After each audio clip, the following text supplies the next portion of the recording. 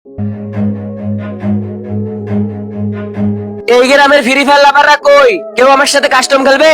खेलेगा free fire বস নিচে। खेलेगा फ्री फायर হ্যাঁ খেলবো। আমার সাথে পারবা তো? আমি কিন্তু বড় হ্যাকার। হ্যাকার? ওরে বাবা পালাও।